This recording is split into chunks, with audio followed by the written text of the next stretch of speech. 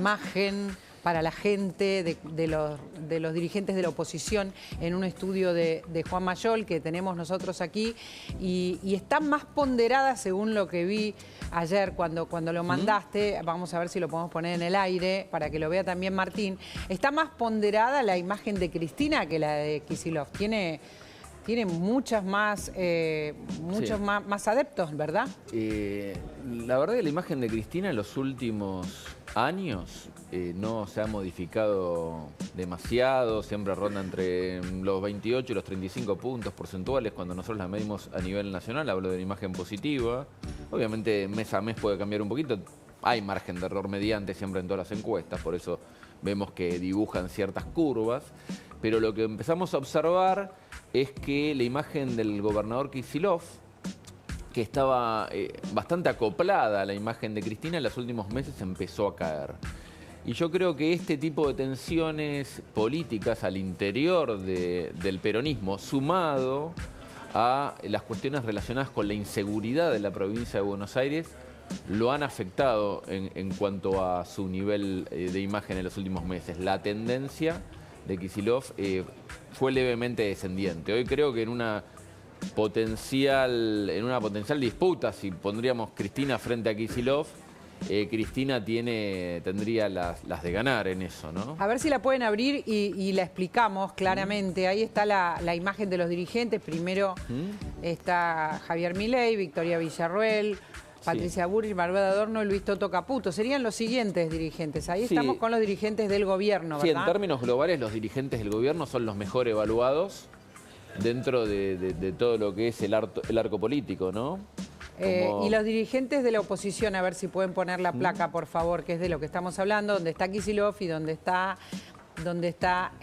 Cristina Kirchner, donde Cristina está por encima de Kicillof. Y según la percepción de la gente, Kicillof es el responsable de la inseguridad de la provincia de Buenos Aires, Juan, y de este desaguisado también con Cristina, porque baja la ponderación. Sí, no se alinea. O sea, Cristina tiene un núcleo duro muy sólido, lo que le da en algún punto un piso alto y un techo bajo, ¿no? Porque tiene un alto nivel de rechazo.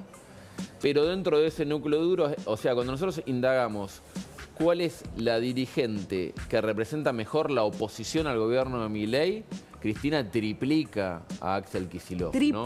Triplica en esa percepción.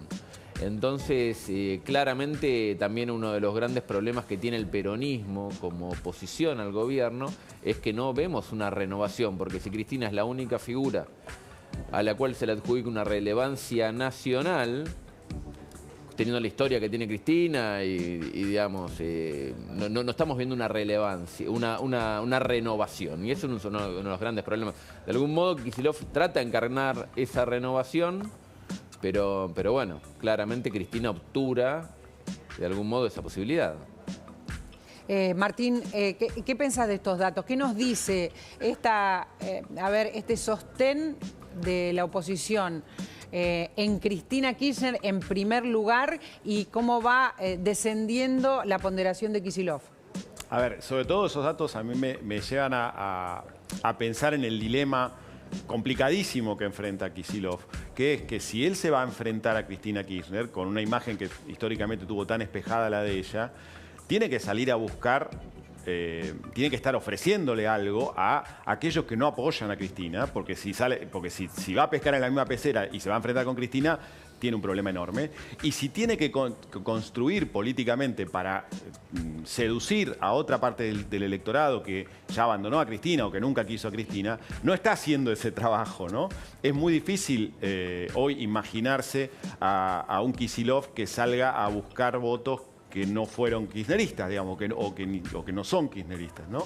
Él tiene una tarea ahí muy difícil que es, casi te diría, reinventarse como dirigente político para intentar ser quien se ofrezca a la sociedad como la renovación del peronismo. Fíjense, es una tarea muy complicada y si no tiene el apoyo de Cristina se hace más complicada todavía, porque te diría que lo tiene que construir casi de cero. Porque mirá lo que nos trajo Juan. Ahora sí, la última placa, si la pueden volver a poner, donde están las ponderaciones de los dirigentes. Ahí ya estamos en los últimos 5, o sea, los primeros 5 pertenecían al gobierno de Javier Milei, incluyendo a Milei, Bullrich, Toto Caputo, Victoria Villarroel. Y acá hay una sola persona que estaría en la oposición. Bueno, Jorge Macri podría ser la oposición amigable, pero Cristina Kirchner es la primera figura de la oposición. Digo, cuando se discute de todo de Cristina Kirchner, piensa que la Corte tiene que decidir sobre qué pasa con Cristina Kirchner. No sabemos si se va a poder presentar o no a las elecciones. Está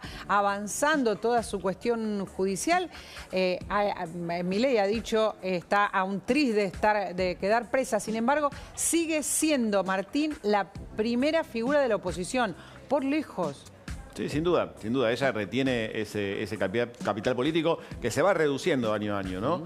Pero sigue estando ahí, sigue estando competitiva con ese techo fenomenal que en esta encuesta marca un 61% de imagen negativa. Sí, fortísimo. Puesto, si querés, llevado al extremo, uno tendría que decir, bueno, es una imagen de alguien que no va a poder ganar una elección presidencial, ¿no? Porque tiene un rechazo superior al número que se requiere para alcanzar la presidencia. Y eso ya le pone una limitación, que cualquier proyecto que quiera liderar tiene que salir a buscar una cara que lo represente para poder conquistar a todos esos a una parte al menos de esos que están en rojo, que son los que te llevarían al poder.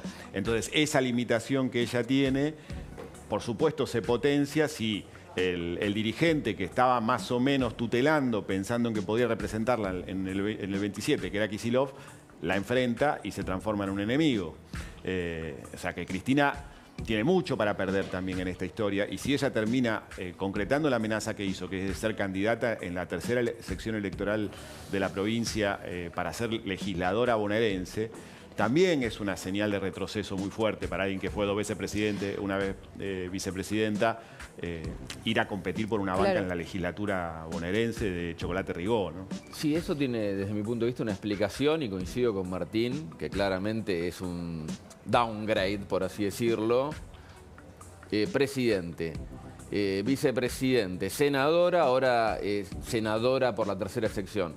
Pero la cuestión de fondo es que acá que ella va a poner todo su peso político, y lo que tiene Kicillof, más allá de estos problemas que tiene en su imagen en comparación a Cristina, es el aval de los intendentes. En una elección que está totalmente separada de la nacional, los intendentes, que son quienes estarían en algún punto apoyando en gran parte a Kicillof, son los que estarían impulsando la amplia mayoría de los intendentes. Sí, los intendentes lo apoyan, en general, en relación al promedio, más allá de que muchos estén cuestionados, sino al promedio de la dirigencia política, tienen niveles de imagen en sus distritos más altos, porque gestionan el metro cuadrado, porque tienen resortes de poder en organizaciones no gubernamentales en los distritos. Hay todos unos entramados de poder que tienen en general bastante bien aceitados. Entonces Kicillof se alía con estos intendentes para ir a disputarle el poder a Cristina. Me parece que la disputa,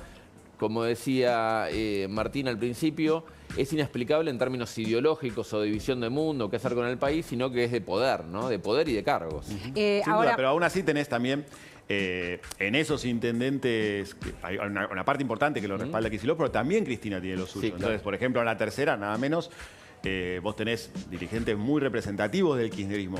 Si realmente fueran a una pelea electoral abierta, puede ser encarnizado, ¿no? Porque por un lado vas a tener a Espinosa jugando para Kicillof, pero a Otermín Insaurralde, digamos, Loma de Zamora, jugando para Cristina en el mismo distrito. Lanús por un lado, Avellaneda por otro. O sea, nada, sería ver la explosión realmente del peronismo del conurbano como no se vio nunca. Ahora, es el sueño para mí es el sueño de cualquier gobierno lo que está pasando, ¿o no? De un gobierno como el de Milei, digamos, claro. Un gobierno que está del otro lado, claro.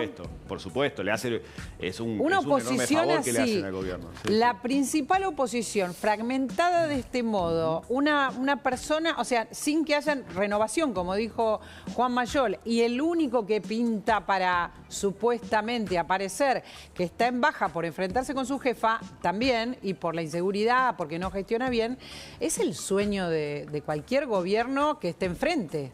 Sí, porque además tal como se estaban empezando a acomodar las cartas, un kirchnerismo unido en la provincia de Buenos Aires le podía hacer mucho daño al gobierno y además lo estaba forzando al gobierno a tener que buscar un acuerdo con el PRO, por supuesto condicionado a lo que pase en la elección porteña, etcétera, pero que una de las cosas que se estaba hablando es, bueno, cómo hacer para ir armando una confluencia de los espacios, digamos, que están del centro hacia la derecha, porque del otro lado hay un bloque que, como veíamos, tiene a Cristina Kirchner con una imagen bastante sólida, que en una elección legislativa, ese porcentaje positivo de Cristina Kirchner es un porcentaje ganador, ¿no? Donde no necesitas el 50%.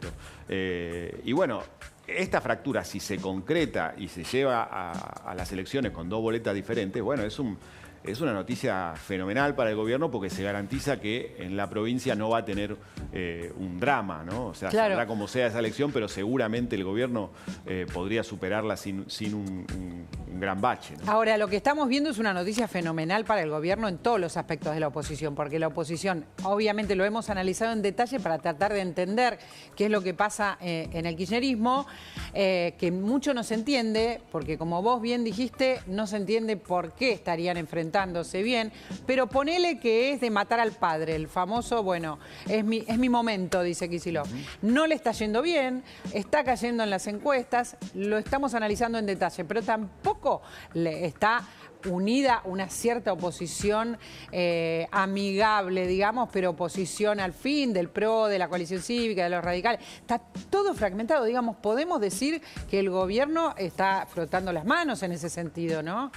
Sí, con el único asterisco de que, bueno, tiene que pasar todavía el gobierno muchos desafíos en términos económicos y tiene que pasar la elección porteña, que también es una trampa, ¿no? Pero imagínate... Pero sí, analizándolo, claro, si querés decir, macro como vos lo decís, sí, hay algo que es extraordinario. Vos tenés en la provincia de Buenos Aires la posibilidad de que el kirchnerismo, histórico ganador, o generalmente ganador de la provincia, pierda, y que en la capital el PRO, que lleva ganando casi 20 años elecciones, también sufre una derrota este año. Y eso es fruto de que ha explotado todo, ¿no? Explotó todo. Y sigue explotando, ¿no?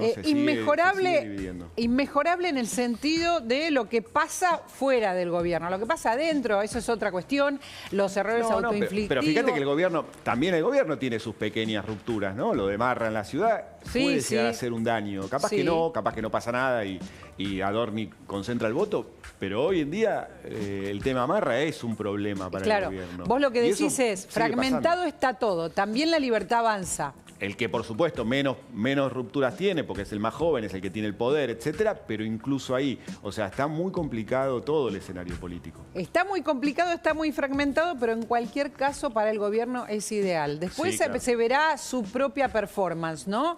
¿Qué es lo que el gobierno está haciendo mal? ¿En qué se viene equivocando? ¿Qué es lo que está haciendo bien? ¿Cómo sale de este atolladero que realmente es grave para cualquier país, lo que está pasando a partir de las decisiones de Trump?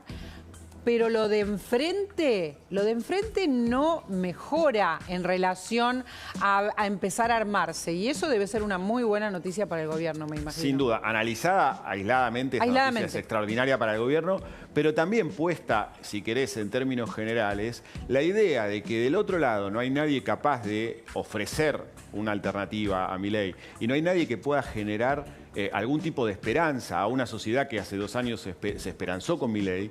Bueno, es muy bueno para el gobierno, porque el gobierno hoy puede ir a las elecciones a decir, bueno, sigan confiando que yo tengo una oportunidad, porque enfrente no hay nada y hay mucho votante que legítimamente, incluso aquel que, como en algunas encuestas se ha visto, que empieza a ver al gobierno mal, después de haberlo visto bien en algún momento, de haberlo valorado positivamente, ese votante también dice, bueno, hay que seguir confiando, porque del otro lado no hay oferta, y entonces no se le puede pedir al votante que arregle lo que el sistema político no es capaz de arreglar. Entonces creo que todo eso puesto en conjunto hace que el gobierno tenga que ver positivamente esto que está pasando enfrente de sus ojos. ¿Vos crees que hay quórum? Porque hay quórum, sí, te quiero contar, ahí está, tenemos, ¿me aguantás 5 minutos más? Hay quórum, algo que llama mucho la atención. El gobierno no quería quórum porque una de las cuestiones es la comisión investigadora del caso Libra, no quería quórum. Sin embargo, hay quórum. Ramiro, estás ahí, ¿verdad? Sí, María Laura, ¿cómo estás? Buenas tardes. Hay quórum, 130 diputados se sentaron y ahí comenzó la sesión. Ahora está hablando Pablo Juliano acerca de esta iniciativa de la comisión investigadora para el presidente Javier Milei, por lo que marcabas vos, el criptoescándalo Libra. También otros proyectos que se van a tratar es justamente pedirle explicaciones a varias figuras importantes del Ejecutivo, como por ejemplo Guillermo Francos, también Karina Milei, que vengan al recinto a dar ciertas explicaciones de por qué se llegó a eso. Y además hay otros proyectos que tienen que ver con cuestiones más tributarias y también se buscará declarar la emergencia en discapacidad. Pero, lógicamente y políticamente hablando, el foco estará puesto en la criptomoneda, en el criptoescándalo Libra y sobre todo la comisión investigadora y pedirle varias explicaciones a figuras importantes del Poder Ejecutivo. Bueno, muy bien. Con la imagen de lo que pasa dentro de diputados, aprovecho y le pregunto a Martín. Martín, ¿qué puede pasar con esta comisión? ¿Puede llegar a formarse a tu criterio? ¿Puede llegar a pasar algo? Ahí está el diputado Juliano exponiendo por qué hay que investigar y por qué tienen que hablar los principales dirigentes del gobierno. Sí, hay un sector de la oposición que quiere llevar a Karina Milei, por ejemplo, a hablar del tema. Creo que eso no lo van a lograr. No creo. Pero bueno, la idea de los sectores que impulsan esta idea es que se siga hablando de Libra, que el gobierno termine de dar explicaciones amplias y profusas sobre lo que fue ese escándalo. Y lo más probable es que termine con la conformación de una comisión, pero en la que no tenga la magnitud que buscan sus impulsores, que quizás la idea es que vaya Guillermo Francos o que vaya algún otro ministro que pueda dar explicaciones que seguramente no van a ir o no van a abundar en el fondo de lo que pasó con ese episodio del 14 de febrero pasado. Martín, no te retengo más. Me encanta hablar con vos y pasan muchas cosas simultáneamente. Muchas gracias. Dale, te mando un abrazo, un placer. Chau. Igualmente, pasan muchas cosas, decíamos, y ahora tenemos información urgente con Gustavo.